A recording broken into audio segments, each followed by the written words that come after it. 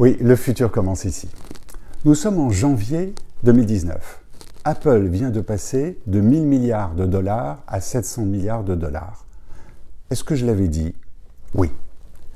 En octobre 2010, je sors ce livre et je définis les entreprises de 3 manières différentes.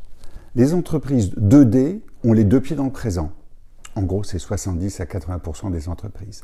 Les entreprises 3D ont un pied dans le présent, un pied dans le futur. Et les entreprises 4D ont un pied dans le futur, l'autre dans le présent, et la tête dans le futur. Apple est une entreprise 3D. Un pied dans le présent, un pied dans le futur. Google est une entreprise 4D. Un pied dans le futur et la tête dans le futur.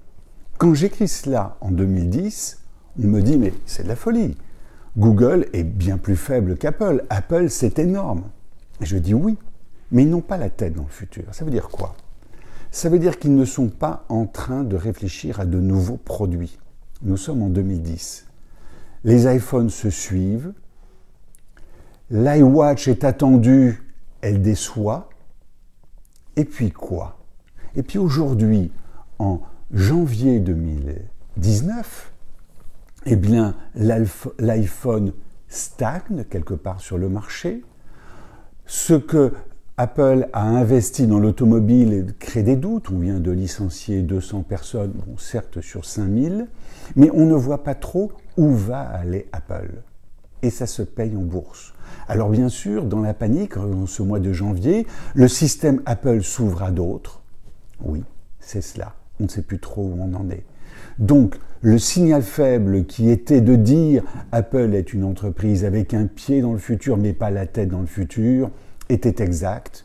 Oui, le signal faible de dire en 2010, et il faut se souvenir, c'est qu'était Google à l'époque. Il fallait se souvenir donc ce qu'était à l'époque Google à l'époque. Google avait la tête dans le futur. Oui, Waymo par exemple est une boîte qui est en train de croître. Est-ce que la voiture autonome de demain, c'est Waymo? Est-ce que c'est Google? Google apporte une vision du futur beaucoup plus importante que celle d'Apple.